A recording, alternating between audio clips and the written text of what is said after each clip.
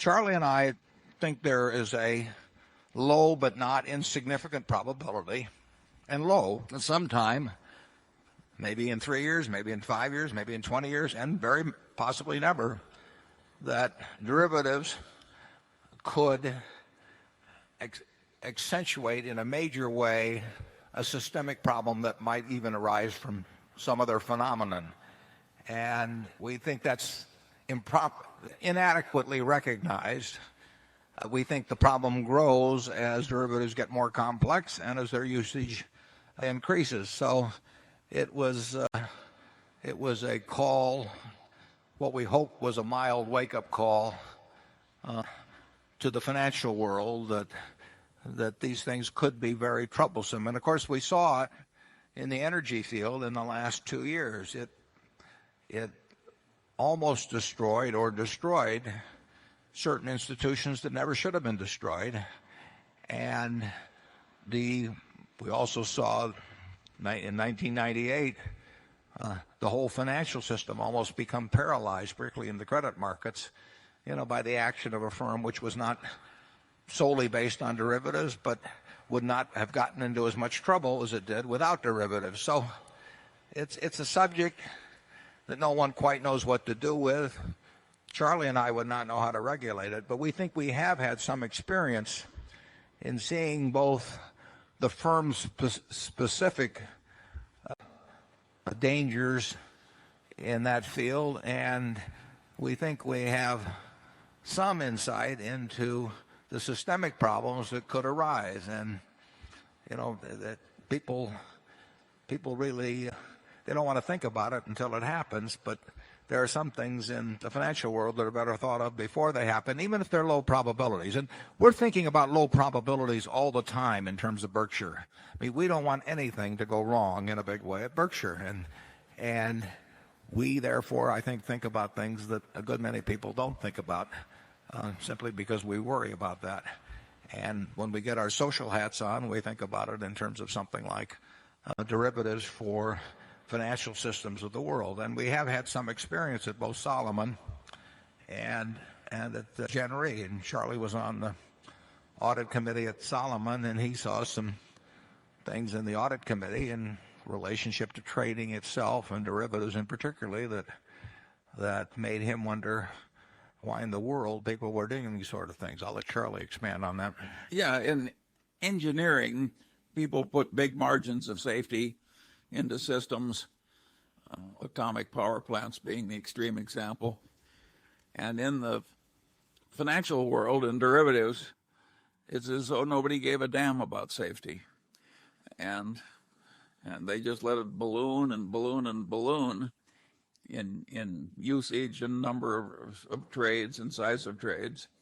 And that ballooning is aided by this false accounting, where people are pretending to make money they're not really making. I regard that as very dangerous. And I'm more negative than Warren in the sense that I'll be amazed if I live another 5 or 10 years if we don't have some significant blow up. They've been advertised, and sometimes by some, in a fairly prominent way, they've been advertised as shedding risk for participants in the system and reducing risk for the system.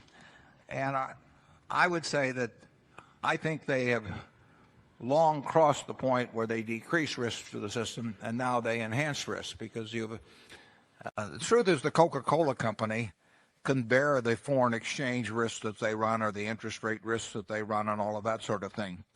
But when the Coca-Cola company starts laying those off, and every other company in the world, major company, does with just a relatively few players, you have now intensified the risks that exist in the system.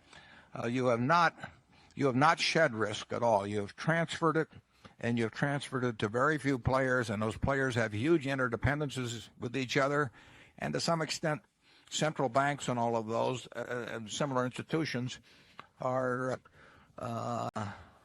vulnerable to the weaknesses of those institutions. When Charlie and I were at Solomon, they hated it if we brought up, and so therefore we didn't do it, that we were too big to fail. But the truth was that if Solomon failed at that time, the problems for the rest of the system could well have been significant. They might have been, who knows exactly what they would have been, but they could have been quite significant. And when you start concentrating risks in institutions which are highly leveraged and who intersect with a few other institutions like that, all bearing same risks, all having the same motivations in the trading departments to take on more and more esoteric things because they can book more and more immediate profits, you are courting danger. And that's why I wrote about it this time. And it's not a prediction, it's a warning. And the number 10, and then we will break for lunch right after this.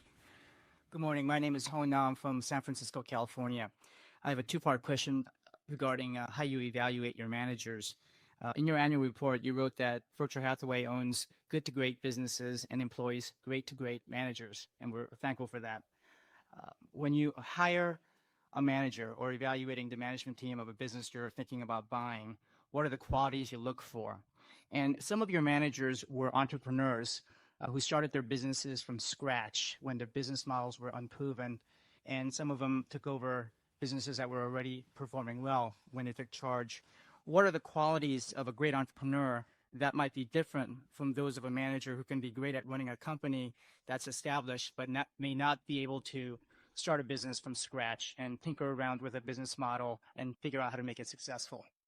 Yeah, well, we love managers that have a passion for their business. And when we're buying a business, we have to ask ourselves, do they love the money or do they love the business? If they love the money, there's nothing wrong with that. But they probably wouldn't be running the business for us a year or two down the road.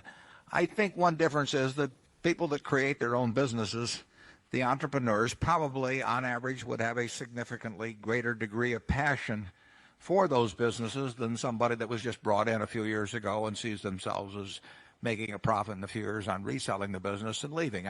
You'll find exceptions in both camps, but we've had terrific luck with the entrepreneurs who basically love their businesses the way I love Berkshire. I mean, they are not going to let anything happen to their businesses. They can, they'll tell me to butt out if I'm going to screw up something in their operations, and they don't regard them. I mean, in a certain sense, I mean, they know they're part of Berkshire, but they regard them in a certain jealousy almost as being their businesses, and we love it that way. And we can spot it when we see it, and when we also can avoid it. We have never. I just got one in the other day, from an investment banker on somebody that wants to resell a business they bought a few years ago. Well, the chances that they haven't doctored up the figures in some way or trying to sell, I mean, it's a piece of meat to them, and if it's a piece of meat to them, what am I going to do with it? So if we make the proper judgment about the passion they have for their business, they're going to keep running. They may have a lot of money in the bank, but they're going to keep running the businesses for us because they love those businesses, and they really are motivated the same way I am. It wouldn't make any difference what I get paid. I'm identified in my own mind with how Berkshire does. I really don't care how the rest of the world thinks about how Berkshire's doing. I mean, in other words, when we looked like we were out of step a few years ago, that really doesn't make any difference to me as long as I feel okay about how Berkshire is doing. But I do, that's how I measure what I'm doing every day, and not by the price of the stock, but by what's going on in the business. And that's what we have a group of managers like that. And I don't think there can't be a company in the country, in my view, that if you could figure out some way to measure the passion involved in terms of running their business, I don't think there's anybody that could come close to matching the quantity that we have managed to marshal together at Berkshire. It's been accidental over time, but it's really almost unique.